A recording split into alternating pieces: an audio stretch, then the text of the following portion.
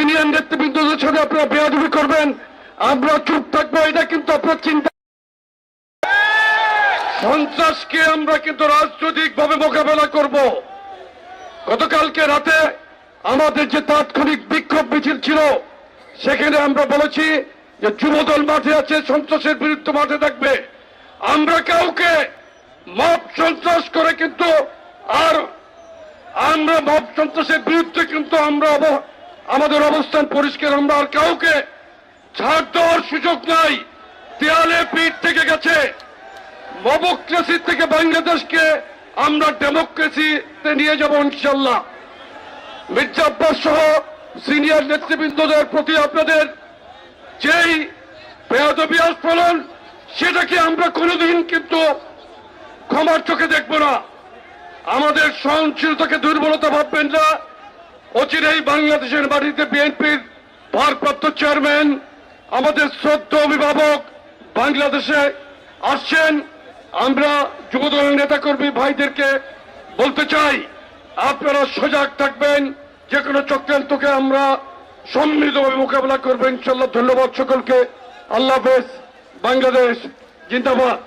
সকল ষড়যন্ত্র নির্মূল হোক, এটাই আমাদের স্লোগান। ধন্যবাদ সকলকে। সংগ্রামী নেতৃবৃন্দ ইতিমধ্যে আমাদের মাঝে উপস্থিত হয়েছেন ঢাকা 9 থেকে বিএনপি মনোনীত প্রার্থী সাবেক ছাত্র নেতা হাবিবুর রশিদ হাবিব। আমরা আপনাকে ধন্যবাদ জানাই। এই পর্যায়ে বক্তব্য নিয়ে আসছেন বাংলাদেশ জাতীয়তাবাদী দল কেন্দ্রীয় নির্বাহী কমিটির স্বেচ্ছাসেবক বিষয়ক সম্পাদক মীর শরাফত আলী সবু।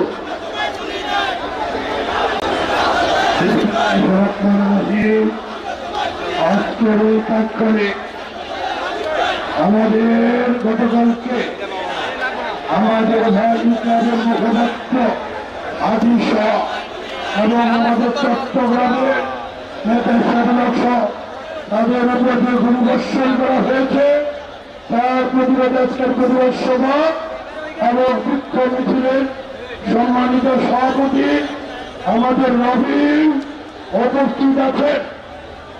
1/11 উপর যার উপর নির্যাতন হয়েছিল মাইনতি ভগ্নদী সরকারের, সেই আপনাদের আমাদের প্রিয় নেতা সাবেক মেয়র জাতীয় স্থায়ী কমিটির সদস্য মির্জা আব্বাস রুহুল কমিটির বিষয় জাতীয় নেতৃবৃন্দ, সম্মানিত নেতৃবৃন্দ, আজকে আমরা একত্রিত হয়েছি নির্বাচনের তফসিল ঘোষণার পর থেকে সন্ত্রাস করে নির্বাচনকে বানচাল করার প্রচেষ্টা চালানো হচ্ছে।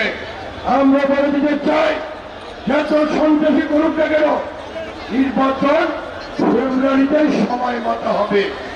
সত্যিকার গতকালকে ঢাকা মেডিকেল কলেজে আমাদের প্রিয় নেতা মির্জা আব্বাস ভাই গিয়েছিলেন তার সাথে তাকে সৌজন্যমূলক দেখার জন্য। তার উপর যে আচরণ করা হয়েছে, এটা সত্যিকার হচ্ছে দুঃখজনক। আমরা কিন্তু রাজপথ কাউকে ইজারা দিয়ে দেইনি, রাজপথে আছি, রাজপথে আমরা তার জবাব দিব। সবাই ভালো থাকুন। শহীদ অমর হোক। খালেদা জিয়া জিন্দাবাদ। তারেক রহমান জিন্দাবাদ, জিন্দাবাদ। এই পর্যায়ে বক্তব্য নিয়ে আসছেন বাংলাদেশ জাতীয়তাবাদী দল বিএনপির কেন্দ্রীয় নির্বাহী কমিটির সংগ্রামী যুগ্ম মহাসচিব অ্যাডভোকেট আব্দুল সালাম আজাদ।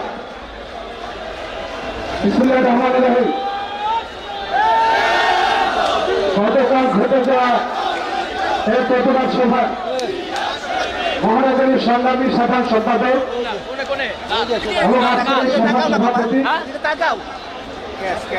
জনাব আমাদের প্রিয় নেতা আন্দোলন সংগ্রামী নেতা রবিউল ইসলাম উপস্থিত আছেন। আজকের এই প্রতিবাদ সভার প্রধান অতিথি জননেতা মির্জা আব্বাস উপস্থিত আছেন। দলের সিনিয়র যুগ্ম মহাসচিব অ্যাডভোকেট ইমপি আহমেদ সহ অন্যান্য জাতীয় নেতৃবৃন্দ এবং আমাদের মহানগরীর আগামী নির্বাচনে যারা অংশগ্রহণ করবেন তারা সহ জাতীয় নেতৃবৃন্দ এবং মহানগরীর নেতৃবৃন্দ। গতকাল যা ঘটেছে, এই ঘটনাটা গতকালকে নয়, বাংলাদেশে যেন কোনোবার নির্বাচন হতে না পারে, বাংলাদেশে যেন গণতান্ত্রিক সরকারের কোন মৌলবাদ চেহারা বাংলাদেশে উদ্ভাসিত না হয়। এ কারণে 5 আগস্ট থেকে শুরু হয়েছে বাংলাদেশে কোনো নির্বাচন করতে দেওয়া হবে না। একটি স্বৈরাচারী সরকার, যে ব্রিটিশ সরকার পালিয়ে গেছে, সেখান থেকে বসে বসে সমস্ত ষড়যন্ত্র করছেন। আমাদের গতকালকে যিনি আহত হয়েছেন, সেই হাতির পূর্বে চট্টগ্রাম থেকে প্রার্থী হত্যার ষড়যন্ত্র শুরু হয়েছে। তাই আপনাদেরকে ঐক্যবদ্ধ হতে হবে। বাংলাদেশে আগামী নির্বাচন নিয়ে অনেক রকম ষড়যন্ত্র হচ্ছে। নির্বাচনকে বানচাল করে দেওয়ার জন্য তারেক রহমান যেন আমাদের মাঝে আসতে না পারে, সে ব্যাপারে ষড়যন্ত্র চলছে আমাদের প্রার্থীদের বিরুদ্ধে। যে কারণে গতকালকে আমাদের সেই হত্যা এবং হামলার পরে আমাদের নেতা মির্জা আব্বাস গিয়েছিলেন হাসপাতালে তার সুচিকিৎসা অথবা তাকে সশরীরে দেখার জন্য। একজন প্রার্থী আরেকজন প্রার্থীকে সহানুভূতি জানানোর জন্য সেখানে যারা মব সৃষ্টি করেছে, আমরা বলতে চাই যারা এই ঘটনা ঘটিয়েছে এবং যারা মব সৃষ্টি করেছে তারা এক অভিন্ন না হয় তারা গতকালকে মব সৃষ্টি করতে পারে না। তাই আপনাদের সকলের প্রতি অনুরোধ থাকবে, তারেক রহমানের দেশে আসতে না পারে সেই ষড়যন্ত্র হচ্ছে দেশের মধ্যে। আজকে আমাদেরকে ঐক্যবদ্ধ হতে হবে। ঐক্যবদ্ধের মধ্য দিয়ে যেমন করে ফ্যাসিস্ট হাসিনার পতন হয়েছে, পালিয়ে যেতে বাধ্য হয়েছে, তেমন করে ঐক্যবদ্ধের মধ্য দিয়ে আগামী নির্বাচনে আমরা বাংলাদেশে একটি নিরপেক্ষ সরকার হবে, যার নেতৃত্ব দিবে জননেতা তারেক রহমান, যার নেতৃত্বে থাকবে আমাদের দেশের নেত্রী বেগম খালেদা জিয়া। আপনাদের সবাইকে ধন্যবাদ। আসসালামু আলাইকুম।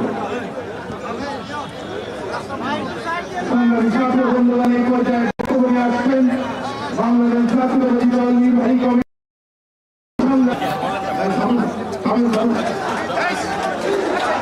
সংগ্রামী সভাপতি ঢাকা মহানগর দক্ষিণ